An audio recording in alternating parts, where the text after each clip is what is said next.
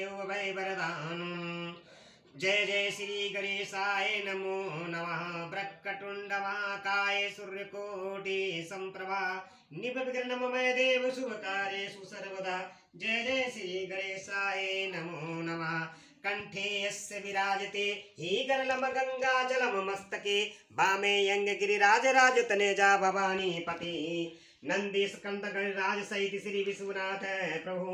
काशी मंदिर स्थितो खिले गुरुदित सदा मंगलम।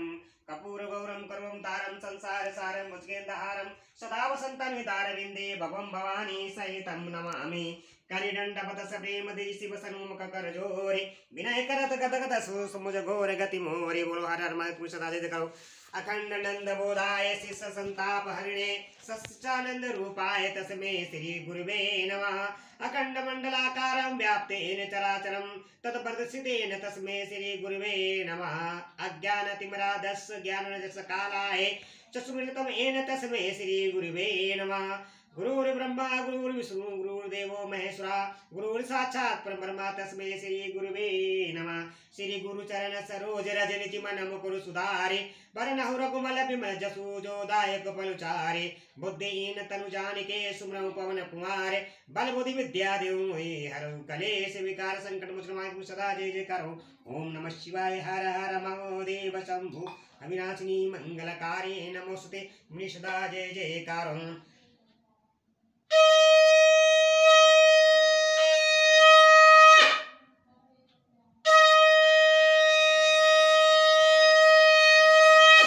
जय जय महादेव शिव शंभु महादेव जय जय हर हर महादेव मैं सदा जय कंठम।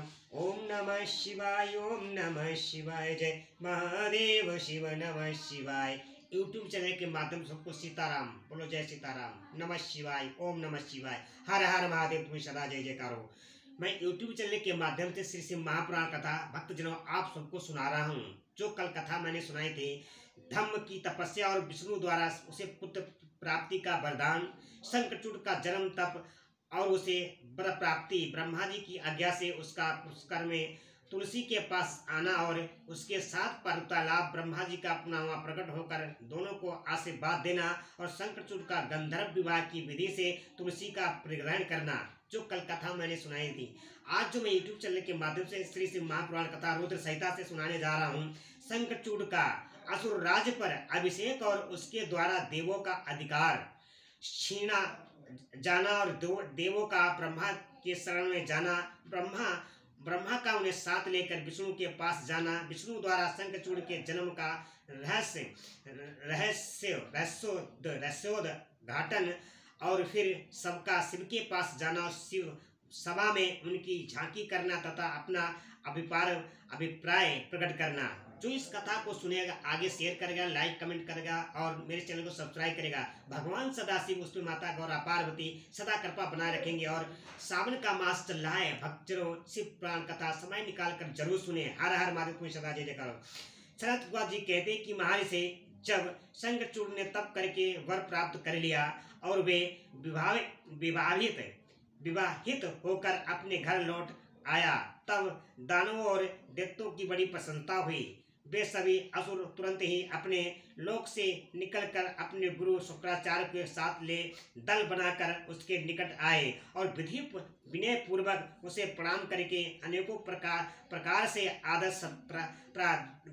प्रदर्शित करते हुए उसका स्वागत करने लगे। फिर उसे अपना तेजस्वी स्वामी मानकर अत्यंत प्रेम भाव से उसके पास ही खड़े हो गए। उधर इस धम्म कुमार शंखचूड़ ने भी अपने कुल गुरु शुक्राचार्य को आया हुआ देखकर बड़े आदर और भक्ति के साथ उनके साष्टांग प्रणाम किया। तदंतर गुरु शुक्राचार्य ने समस्त असुरों के साथ सलाह करके उनकी संपत्ति से शंखचूड़ को दानवों तथा असुरों का अधिपति बना दिया। दानव पुत्र शंखचूड़ प्रतापी एवं वीर तो था ही, उस समय असुर राज पर अभिषिक्त होने के कारण वह असुर राज विशेष रूप से शोभा पाने लगा। तब उसने सहसा देवताओं पर आक्रमण करके वेग पूर्वक उनका संहार करना आरंभ किया। संपूर्ण देवता मिलकर भी उसके उत्कृष्ट तेजों को सहन न कर सके। अतः मैं असुर भूमि से समर में वे समर भूमि से भाग चले और दीन होकर यंत्र तंत्र पर्वतों की खो में जा पहुंचे। उनकी स्वतंत्रता जाती रही। वे शंखचूड़ के बस वर्ती होने के कारण प्रभाहीन हो गए। इधर सूरवीर प्रतापी धम्म कुंवर दानवराज शंखचूड़ ने भी संपूर्ण लोगों को जीतकर देवताओं का सारा अधिकार छीन लिया। वह त्रिलोकी को भी अपने अधीन करके संपूर्ण लोगों पर शासन करने लगा और स्वयं इंद्र बनकर सारे यज्ञ भाग को भी हड़पने लगा। तभी अपनी शक्ति से कुबेर सोम सूर्य अग्नि यम और वायु आदि के अधिकारों का भी पालन कराने लगा। उस समय महान बल पराक्रम से संपन्न महावीर शंखचूड़ समस्त देवताओं और असुरों, दानवों, राक्षसों, गंधर्वों, नागों, किन्नरों, मनुष्यों तथा त्रिलोकी के अनन्य रामायणों का एक छत्र सम्राट था। इसी प्रकार महान राजराजेश्वर शंखचूड़ बहुत वर्षों तक संपूर्ण भुवनों की राज्य का उपभोग करता रहा। उसके राज्य में न अकाल पड़ता था, न महामारी और न अशुभ ग्रहों का भी प्रकोप होता था। यदि व्याधियां भी अपना प्रभाव नहीं डाल पाती थी, यो सारी प्रजा सदा सुखी रहती थी। पृथ्वी बिना जोते ही अनेक प्रकार के धन्य उत्पन्न करती थी। नाना प्रकार की औषधियाँ उत्तम फलों और रसों से युक्त थी। उत्तम मणियों की खदानें थीं। समुद्र अपने तटों पर निरंतर ढेर के ढेर रत्न बिखेरते रहते थे। वृक्षों में सदा पुष्प फल लगे रहते थे। सरिताओं में स्वादु नीर बहता रहता था। देवताओं के अतिरिक्त सभी जीव सुखी थे। उनमें किसी प्रकार का विकार नहीं उत्पन्न होता था। चारों वर्णों और आश्रमों के सभी लोग अपने अपने धर्म में स्थित रहते थे। इसी प्रकार जब वह त्रिलोकी का शासन कर रहा था, उस समय कोई भी दुखी नहीं था। केवल देवता भृतु द्रोहवश दुख उठा रहे थे। मुने महाबली शंखचूड़ गोलोक निवासी श्री कृष्ण का परम मित्र था। साधु स्वभाव वाला वह सदा श्री कृष्ण की भक्ति में निरंतर रहता था। पूर्व शाप बस से उसे दीन भाव दानव की योनि में जन्म लेना पड़ा था, परंतु दानव होने पर भी उसकी बुद्धि दानव किसी नहीं थी। प्रिय व्यास जी तदंतर जो पराजित होकर राज्य में हाथ धो बैठे थे, वे सभी सुरगण तथा ऋषि परस्पर मंत्रगणना करके ब्रह्मा जी के सभा में चले। वहां पहुंचकर उन्होंने ब्रह्मा जी का दर्शन किया और उनके चरणों में अभिवादन करके विशेष रूप से उनकी स्तुति की। फिर आकुलता पूर्वक अपना सारा वृत्तांत उन्हें कह सुनाया। तब ब्रह्मा उन सभी देवताओं तथा और मुनियों को ढाढ़स बनाकर उन्हें साथ ले सत्पुरुषों को सुख प्रदान करने वाले वैकुंठ लोक को चल पड़े। वहां पहुंचकर देवगणों सहित ब्रह्मा ने रमापति का दर्शन किया। उनके मस्तक पर किरीट शोभित था। कानों में कुंडल झलमला रहे थे और कंठ में बनमाला से विभूषित था। वे चतुर्भुज देव अपनी चारों भुजाओं में शंख चक्र गदा और पद्म धारण किए हुए थे। श्री विग्रह पर पीतांबर शोभा दे रहा था और सनंद नादि सिद्ध उनकी सेवा में नियुक्त थे। ऐसे सर्वव्यापी विष्णु की झांकी करके वह आदि देवताओं तथा मुनीश्वरों ने उन्हें प्रणाम किया और फिर भक्ति पूर्वक हाथ जोड़कर वे उनकी स्तुति करने लगे। देवता बोले, समर्थशाली वैकुंठ आदिपति आप देवों के भी देव और लोकों के स्वामी हैं। आप त्रिलोकी के गुरु हैं। श्री हरे, हम सब आपके शरण पात्र हुए हैं। आप हमारी रक्षा कीजिए। अपनी महिमा से कभी च्युत न होने वाले ऐश्वर्यशाली त्रिलोकेश, आप ही लोकों के पालक हैं। गोविंद लक्ष्मी आप ही निवास करती हैं और आप अपने भक्तों के प्राण स्वरूप हैं। आपको हमारा नमस्कार है। इसी प्रकार स्तुति करके सभी देवता श्री हरि के आगे रो पड़े और उनकी बात सुनकर भगवान बोलो हर हर महादेव सदा जय जयकार हो। विष्णु ने ब्रह्मा से कहा, विष्णु बोले कि ब्राह्मण या वैकुंठ योगियों के लिए भी दुर्लभ है, तुम यहाँ किस लिए आए हो? तुम पर कौन सा कष्ट आ पड़ा है, या यथार्थ रूप से मेरे सामने वर्णन करो। सनत कुमार जी कहते हैं कि मुने श्री हरि का वचन सुनकर ब्रह्मा जी ने विनम्र भाव से विनम्र भाव से सिर झुकाकर उन्हें बराबर प्रणाम किया और अंजलि बांधकर परमात्मा विष्णु के समक्ष स्थित हो देवताओं के कष्ट से भरी हुई चंड की सारी करतूत कह सुनाई। तब समस्त प्राणियों के भाव के ज्ञाता भगवान श्री हरि उस बात को सुनकर हंस पड़े और ब्रह्मा से उस प्रकार उस रहस्य का उद्घाटन करते हुए बोले, श्री भगवान ने कहा कि कमल योनि मैं शंखचूड़ का सारा बटन जानता हूँ। पूर्व जन्म में वह महातेजस्वी गोप था जो मेरा भक्त था। मैं उसके वृतांत से संबंध रखने वाले इस पुरातन इतिहास का वर्णन करता हूँ, सुनो। इसमें किसी प्रकार का संदेह नहीं करना चाहिए। भगवान शंकर सब कल्याण करेंगे। गोलोक में मेरे ही रूप श्री कृष्ण रहते हैं। उनकी स्त्री श्री राधा नाम से विख्यात है। वह जगजननी तथा प्रकृति की प्रभो ट्रस्ट पांचवी मूर्ति हैं। वहीं वहाँ सुंदर रूप में विहार करने वाली हैं। उनके अंग से अद्भुत बहुत सी गोप और गोपियाँ भी वहाँ निवास करती हैं। वे नित्य राधा श्री कृष्ण का अनुवर्तन करते हुए उत्तम क्रीड़ाओं में तत्पर रहते हैं। वही गोप इस समय शंभु की इस लीला से मोहित होकर सावबस अपने को दुख देने वाले दानवी योनि का प्राप्त हो गया है। श्री कृष्ण ने पहले से ही रुद्र के त्रिशूल से उसकी मृत्यु निर्धारित कर दी है। इसी प्रकार वह दानव देह का परित्याग करके पुनः कृष्ण प्रसन्न हो जाएगा। देवेश, ऐसा जानकर तुम्हें भय नहीं करना चाहिए। चलो हम दोनों शंकर की शरण में चले, वहाँ शीघ्र ही कल्याण का विधान करेंगे।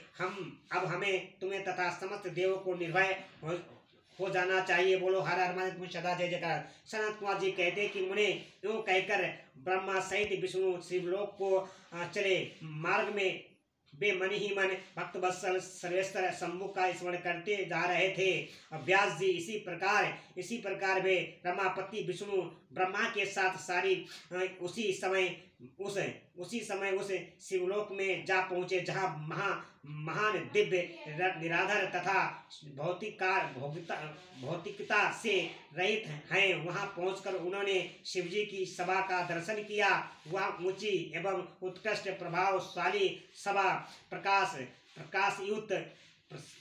युक्त शरीरों वालों में शिव प्रसादों में घिरी होने के कारण विशेष रूप से शोभित हो रही थी। उन प्रसादों का रूप सुंदर कांति से युक्त महेश्वर के रूप में सदृश था। उनके 10 भुजाएं थीं, 5 मुख और 3 नेत्र थे। गले में नील चिन्ह तथा शरीर का वर्ण अत्यंत गौर था। वे सभी श्रेष्ठ रत्नों से युक्त रुद्राक्ष और भस्म के आभरण से विभूषित थे। वह मनोहर सभा नवीन चंद्रमंडल के समान आकाश वाली और चकोर थी। उत्तम मणियों तथा और हीरो के हारों से वहाँ सजाई गई थी। अमूल्य रत्नों के बने हुए कमल पात्रों से शोभित थी। उसमें मणियों की जलियों से युक्त गवाक्ष बने थे, जिससे वह भिन्न विचित्र दिख रही थी। शंकर की इच्छा से उसमें पद राग बड़ी जड़ी हुई थी, जिससे वह अद्भुत सी लग रही थी। वह स्वयं समंत कामणी बनी हुई थी, सैकड़ों सीढ़ियों में से युक्त थी। उसमें चारों ओर इंद्र नीलमणि के खंभे लगे थे, जिन पर स्वर्ण सूत्र से ग्रस्त और चंदन के सुंदर पल्लव और लटक रहे थे, और जिसमें वह मन को मोह लेती थी। वह भली भांति संस्कृत तथा और सुगंधित और वायु से भी सुवासित थी। एक सहस्त्र योजन विस्तार वाली वह सभा बहुत से किरणों से खचाखच भरी थी। उसके मध्य भाग में अमूल्य रत्नों द्वारा निर्मित एक विचित्र सिंहासन था। उसी पर उमा सहित शंकर विराजमान थे। उन्हें सुरेश्वर विष्णु ने देखा और ते तारकाओं से घिरे हुए चंद्रमा के समान लग रहे थे। वे किरीट, कुंडल और रत्नों की मालाओं से विभूषित थे। उनके सारे अंग में भस्म रमाई हुई थी, और वे लीला कमल धारण किए हुए थे। लीला कमल धारण किए हुए थे। वे महान महान उज्ज्वला से भरे हुए। उमाकांत का मन शांत तथा प्रसन्न था। देवी पार्वती ने सुवासित तंबूल प्रदान किया था, जिसे वे चबा रहे थे। शिवगण हाथों में श्वेत और चावल लेकर परम भक्ति के साथ उनकी सेवा कर रहे थे, और भक्तिवश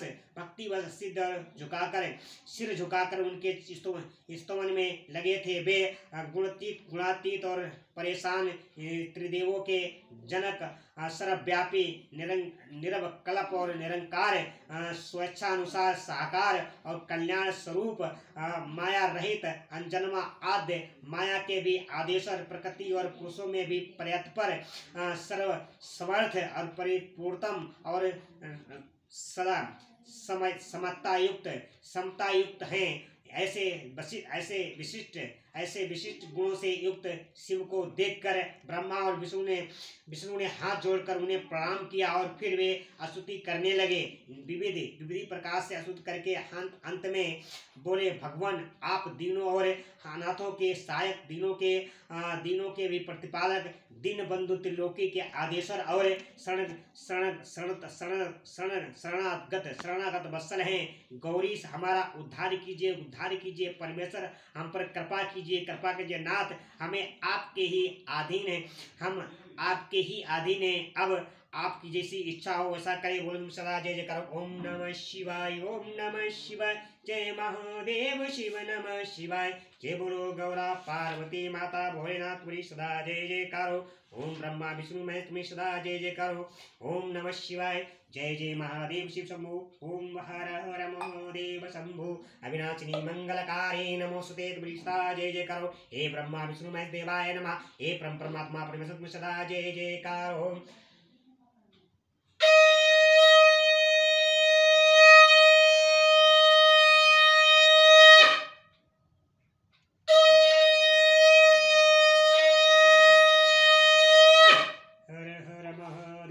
शंभु अविनाशिनी मंगलकारी नमोस्तुते। जय जय शिव शंभु। हर हर देवाय नमो नमः। हे ब्रह्मा विष्णु देवाय नमो नमः। हे नीलकंठ देवा माता गौरा पार्वती तुम्हारी सदा जय जयकार। मैं यूट्यूब चैनल के माध्यम से जो आज कथा सुनाई है, इस कथा को जो भी सुनेगा श्रावण मास के महीने में आगे शेयर करेगा, लाइक करेगा, कमेंट करेगा, उसके समस्त कलयुग के पाप और घर में सुख शांति भगवान भोलेनाथ माता गौरा पार्वती सुख शांति समृद्धि बनाए रखेंगे। बोलो हर हर सदा जय जयकार।